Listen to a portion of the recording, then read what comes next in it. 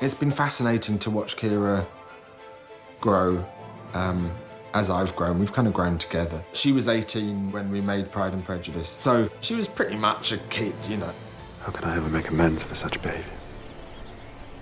After what you have done for Lydia, and I suspect for Jane also, it is I who should be making amends. And then when we made Atonement, she was 21 or 2. Why are you crying? Don't you know? Yes, I know exactly.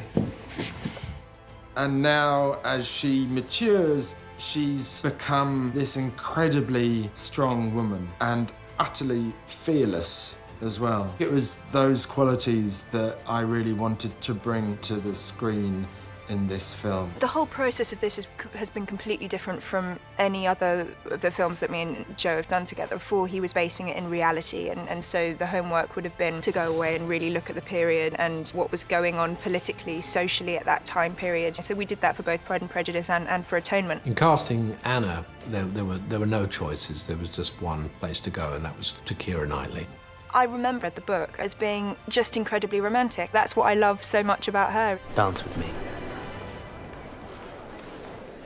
I'm not used to being spoken to like that by a man I met once at a railway station. She's wonderful to work with. She has a real calmness on set. She has a serenity that she's lovely to be around. She obviously has a very good relationship with Joe and has, worked with him several times. I think he's a sensational director, and the opportunity to work with somebody like Joe is something that doesn't come around every day, so you've kind of got to go for it. Look up and the scene. She works so hard. That incredible attention to detail. I learned a lot from the way that she prepares, she dissected that book. She'd remember, that scene is like that one in the book where she's feeling paranoia. I don't want to hear any more about a divorce or think about it. And she could break it down really, really well. And it's great to have that tool and have that in the back of your mind, that you're so confident and aware of what you're coming into. You behaved badly. Very badly. Watching Keira on set, she's like a Zen monk. Because she would sit between takes, completely focused, completely concentrated, oblivious of what was going on around her in the pell-mell of production. Steva!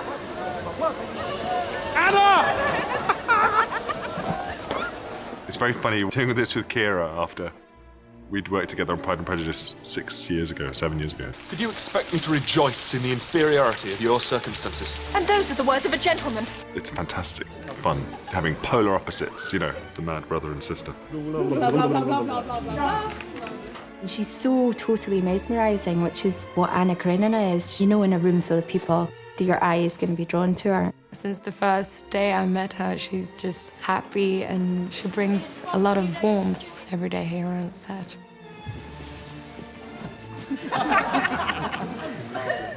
She's obviously explored so much of the character herself, and you can see that she's really embodying the character. I have to tell you. Yes. I have to tell you, you behaved improperly today. She knows this book inside out. She knows the character inside out. So we're just trying to find and help her make Anna look the way she envisaged her. I think she's best in Joe's movies, is they know each other very well. Keira in real life is one of the most likeable people you've ever met. She's incredibly sweet. And yet, when she's on screen, she understands the darker places that some of us can go to.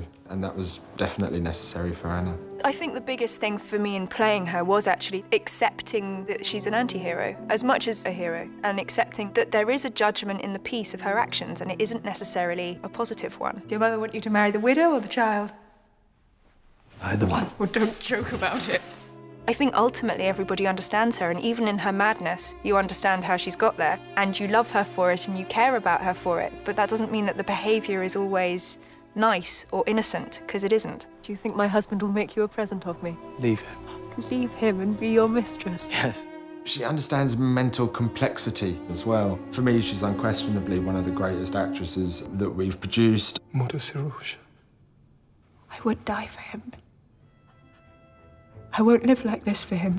It's kind of marvellous to see how she has developed as an actor and as a person, from the 18-year-old in Pride and Prejudice to the 26-year-old woman we're now working with. You're afraid. Well, I'm not.